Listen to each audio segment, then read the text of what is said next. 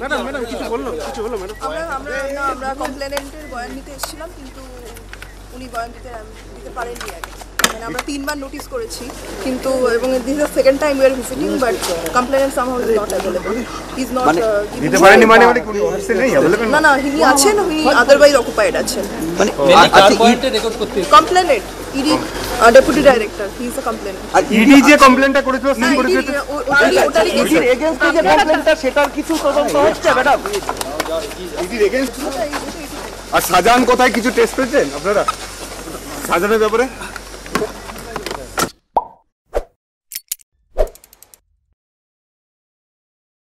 নমস্কার বন্ধুরা, আপনারা দেখছেন পারফেক্ট পলিটিক্স, সাদা বাংলায় রাজনীতির কথা। বন্ধুরা, ভিডিওর শুরুতেই যিনার আপনারা মিডিয়া বাইট দেখলেন, তিনি হচ্ছেন বসিরহাটের ডিএসপি র্যাঙ্কের একজন মহিলা অফিসার। তার নাম হচ্ছে সানন্দা গোস্বামী। তিনি এদিন সিজিও কমপ্লেক্সে ইডির এক আধিকারিকের বয়ান রেকর্ডের জন্য এসেছিলেন, বয়ান নেওয়ার জন্য এসেছিলেন। আর ইডির সেই আধিকারিক হচ্ছেন জয়েন্ট ডিরেক্টর লেভেলের, যিনি কিনা সন্দেশখালির ঘটনায় এফআইআর দায়ের করেছেন। আর সেই ইডি আধিকারিকের নাম হচ্ছে গৌরব ভারিল। এখন বুঝতেই পারছেন যে এই যে ডিএসপি লেভেলের রাজ্য পুলিশের মহিলা আধিকারিক বসিরহাটের, তিনি ইডির অফিস থেকে মানে সিজিও কমপ্লেক্স থেকে কিভাবে খালি হাতে ফিরে গেলেন। যে কাজে এসেছিলেন সেই কাজটা কিন্তু হলো না, এবং তিনি এটাও এবং প্রায় 45 মিনিট, যেটা মিডিয়া সূত্রে খবর, যে 45 মিনিট তিনি সিজিও কমপ্লেক্সে অপেক্ষা করছিলেন। এবং সেই যে ইডির আধিকারিক গৌরব ভারিল, তার তিনি বয়ান রেকর্ড করতে চাইছিলেন, কিন্তু সেটা সম্ভব হয়নি। ইডি তরফ থেকে যেটা জানিয়ে দেওয়া হয় এই মহিলা জেলা পুলিশের আধিকারিককে, ডিএসপি লেভেলের, যে তিনি অন্য কাজে ব্যস্ত রয়েছেন। এবং ইডির কাছে ব্যর্থ হওয়ার পর বাইরে বেরিয়ে এসে এই মহিলা আধিকারিক কি বললেন সেটা বন্ধুরা নিশ্চয়ই খেয়াল করলেন। যে এই ডিএসপি কিন্তু তিনি একবার বললেন যে ইডির সেই যে আধিকারিক তিনি বয়ান রেকর্ড করাতে চাইছেন না, বয়ান দিতে চাইছেন না, এরকম একটা কথা বলার চেষ্টা করতে গিয়ে মাঝপথে কথাটাকে থামিয়ে তিনি বললেন যে আসলে তিনি বয়ান দিতে পারলেন না, ব্যস্ত রয়েছেন অন্য কাজে। সেই সঙ্গে তিনি কথাও জানালেন যে এরই মধ্যে 3বার সেই ইডি আধিকারিককে নোটিশ দেওয়া হয়েছে, এবং দুবার কিন্তু পুলিশ এই সিজিও কমপ্লেক্সে এসছে বয়ান রেকর্ডের জন্য। তারপরেও কিন্তু সেই ইডি আধিকারিক বয়ান রেকর্ড করাচ্ছেন না কিংবা দিতে পারছেন না, এই বলে না তিনি অন্য কাজে ব্যস্ত। আর সবশেষে যখন মিডিয়া এই প্রশ্নটা ছুড়ে বসলো যে শেখ শাহজাহানকে কি আপনারা ট্র্যাক করতে পেরেছেন, তখন কিন্তু যেটা দেখা গেল যে এই মহিলা পুলিশ আধিকারিক তিনি সরাসরি নিজের গাড়িতে গিয়ে বসলেন এবং চলে গেলেন। এবং মিডিয়া সূত্রে এটাও খবর পাওয়া যাচ্ছে যে শুধুমাত্র বসিরহাট থানা নয়, পাশাপাশি বনগাঁ থানাও নাকি এই সিজিও কমপ্লেক্সে আধিকারিক পাঠিয়েছে। এবং আধিকারিক পাঠিয়ে সেই যে শঙ্কর ঘোষকে গ্রেফতারের পর সেখানে ইডির উপরে হামলা, ইডির গাড়িতে পাথর ছোড়া, সেখানে কোনো ইডি আধিকারিক জখম হননি কিংবা হাসপাতালে ভর্তি হননি, কিন্তু গাড়ি টাড়ি ভাঙা হয়েছিল, গাড়ির কাজ ভেঙেছিল। তো সেই নিয়েও বনগাঁতে একটা ইডি এফআইআর করেছিল বনগাঁর ঘটনায়। সেই এফআইআর কোন আধিকারিক করেছেন, যে আধিকারিক করেছেন সেই আধিকারিকের বয়ান রেকর্ডের জন্য কিন্তু বনগাঁ থেকেও পুলিশ আধিকারিক এসে এই সিজিও কমপ্লেক্সে বয়ান রেকর্ডের জন্য লাগাতার চেষ্টা চালাচ্ছে। এখন এই জায়গায় দাঁড়িয়ে সব থেকে বড় যেটা প্রশ্ন উঠছে যে ইডির সেই সব আধিকারিকরা যারা কিনা এফআইআর করেছেন সন্দেশখালির ঘটনায় কিংবা বনগাঁর ঘটনায়, তারা এই বয়ান রেকর্ডটা করাচ্ছেন না কেন? তারা তো থানায় অভিযোগ দায়ের করেছেন। সেই অভিযোগের ভিত্তিতে যদি থানা থেকে পুলিশ, জেলা পুলিশের কোনো আধিকারিক এসে বয়ান রেকর্ড করতে চান, তাহলে তারা পিছিয়ে যাচ্ছেন কেন? তৃণমূলের যারা কর্মী সমর্থক তারা তো এইখানে হাততালি দিয়ে এটাও বলে উঠতে পারেন যে ব্যাস এতেই তো পরিষ্কার হয়ে যাচ্ছে যে ব্যাপারটা আসলে কি। যখন জেলা পুলিশ তদন্ত করছে তখন ইডির তদন্তকারী আধিকারিকরা ভয় পেয়ে যাচ্ছেন, ভয় পেয়ে তারা কিন্তু ল্যাজ গুটিয়ে নিজেদের কাজের বাহানা করে এদিক ওদিক থাকছেন, বয়ান রেকর্ড করাচ্ছেন না। এবং মহিলা আধিকারিক এলেন, তারপরেও কিন্তু সেই ইডির আধিকারিককে খুঁজে পাওয়া গেল না, কিংবা সেই ইডির আধিকারিক সময় দিলেন না, অন্য কোনো কাজে ব্যস্ত রয়েছেন বলে। অর্থাৎ তৃণমূলের কর্মী সমর্থকরা এতে একটা জয় দেখতে পারেন। কিন্তু বন্ধুরা, সত্যি কি তাই?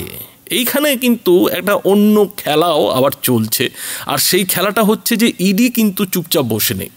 ইডি কিন্তু এই যে বনগাঁ থানা কিংবা বসিরহাট থানার আধিকারিকদের বারবার নোটিশ পাঠানো যে কারা এফআইআরটা করেছেন, কোন আধিকারিকরা এফআইআরটা করেছেন, সেই আধিকারিকদের যে বয়ান রেকর্ডের চেষ্টা সেটাকে ইডি কিন্তু ভালো চোখে দেখছে না। ইডি কিন্তু যেটা মনে করছে যে আসলে সেই দুই আধিকারিককে পুলিশ চিনে নিতে চাইছে, এই কারণে যাতে তাদের অন্যভাবে হেনস্থা করা যায়, এমনটাই কিন্তু মনে করছে ইডি।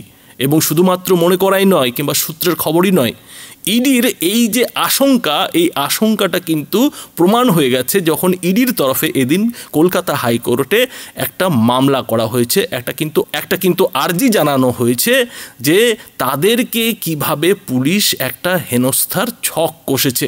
এবং সেই মামলা কিন্তু আগামীকাল অর্থাৎ বৃহস্পতিবার বিচারপতি জয় সেনগুপ্তের বেঞ্চে উঠবে। তার মানে কি দাঁড়ালো, এই মুহূর্তে রাজ্য পুলিশের সঙ্গে ইডির একটা খেলা শুরু হয়ে গেছে, আর সেই খেলাতে কে কাকে মাত দেবে তার কিন্তু একটা ছক কষা শুরু হয়ে গেল। এখন অনেকের মনে যেটা প্রশ্ন উঠছে যে ইডির তদন্তকারী আধিকারিকরা এফআইআর করেছেন তাদের বয়ান রেকর্ডের জন্য রাজ্য পুলিশ, জেলা পুলিশ যেভাবে একেবারে সক্রিয় হয়ে উঠেছে, তো এই সক্রিয়তাটা শেখ শাহজাহানকে গ্রেপ্তারের জন্য পুলিশ দেখাতে পারছে না কেন? শেখ শাহজাহান আজ প্রায় 4-5 দিন নিখোঁজ, কোথায় আছে কোথায় রয়েছে কেউ কিন্তু কিছু বলতে পারছেন না। অথচ বিরোধী দলনেতা রোজই প্রায় দাবি করছেন যে শেখ শাহজাহান কোথায় রয়েছেন, কোন এলাকায় রয়েছেন। তারপরেও কিন্তু রাজ্য পুলিশের তরফ থেকে সেই শেখ শাহজাহানকে গ্রেফতারের কোনো চেষ্টাই দেখা যাচ্ছে না।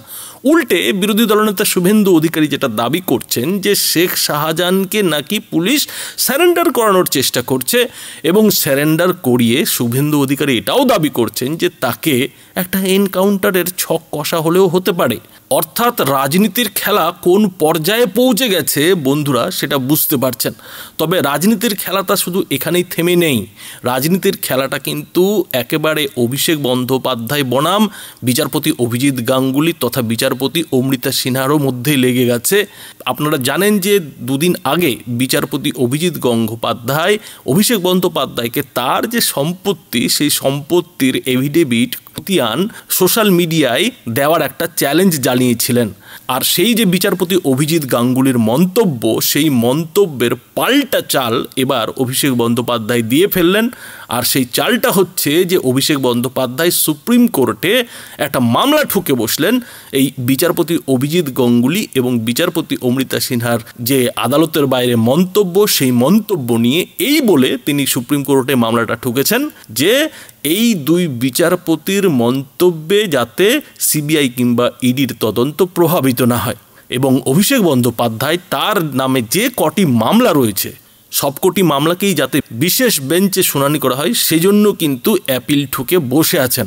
অর্থাৎ যদি এই সন্দেশখালির ঘটনার পর রাজ্য রাজনীতির দিকে একটু নজর দেওয়া যায়, তাতে একটা জিনিস দেখা যাচ্ছে যে একদিকে শাসক দল তৃণমূল কিংবা তার নেতারা যেমন একটা অনড় অবস্থান নিয়েছেন, চক্ষু লজ্জা ভুলে গিয়ে যেভাবে একেবারে সন্দেশখালির ঘটনাকে সমর্থন করছেন, এবং শুধুমাত্র সমর্থন করাই নয়, বিচারপতিদের যে মন্তব্য সেই মন্তব্যের বিরুদ্ধে যেভাবে মামলা ঠুকে বসছেন, সুপ্রিম কোর্টের দরজায় গিয়ে কড়া নাড়ছেন, তাতে একটা জিনিস তো পরিষ্কার হয়ে যাচ্ছে বন্ধুরা যে কে কি ভাবলো, কে কি বলল, তাতে শাসক দল তৃণমূলের কিংবা তৃণমূলের নেতাদের কিছু যায় আসে না। তৃণমূলের নেতারা কিন্তু নিজেদের একটা ছক বা কৌশল ঠিক করেই ফেলেছেন, এবং সেই রণকৌশলটাকে সামনে রেখেই কিন্তু তারা একেবারে লড়াইয়ে নেমে পড়েছেন। এবং খোদ মমতা বন্দ্যোপাধ্যায়ও কিন্তু গতকাল জয়নগরে একটা মন্তব্য করেছিলেন যে বিনা যুদ্ধে 1 ইঞ্চিও কিন্তু জমি তারা ছাড়বেন না, তার দল ছাড়বে না, তিনি ছাড়বেন না। অর্থাৎ সেই যে মহাভারতের দুর্যোধনের কথা, সেই দুর্যোধনের কথা কিন্তু মুখ্যমন্ত্রী মমতা বন্দ্যোপাধ্যায়ের মুখে শোনা গিয়েছিল যে বিনা যুদ্ধে 1 ইঞ্চি জমিও কিন্তু ছাড়া হবে না। আর সেটাই কিন্তু তৃণমূল কিংবা তৃণমূল নেতাদের, অভিষেক বন্দ্যোপাধ্যায়দের করতে দেখা যাচ্ছে যে প্রত্যেকটা জায়গাতে যেখানে এতটুকু সুযোগ পাওয়া যাচ্ছে কিংবা যেখানে এতটুকু সুযোগের সম্ভাবনা থাকছে সেখানেই কিন্তু পাল্টা প্যাচ দিয়ে বসছে। আর সেই পাল্টা প্যাচেরই যেন উদাহরণ এদিন এই যে সিজিও কমপ্লেক্সে দুটি জেলা পুলিশের আধিকারিকদের হাজির হয়ে যাওয়া এবং ইডির তদন্তকারী আধিকারিক যারা কিনা এফআইআর করেছেন তাদেরকে খুঁজে পাওয়ার চেষ্টা, তাদেরকে হাতে পাওয়ার চেষ্টা, সেই চেষ্টার মধ্যে কিন্তু বেশ স্পষ্ট হয়ে যাচ্ছে। বন্ধুরা, এ বিষয়ে আপনাদের কি মতামত তা অবশ্যই এই ভিডিওটির নিচে কমেন্ট বক্সে লিখে জানাবেন। ধন্যবাদ।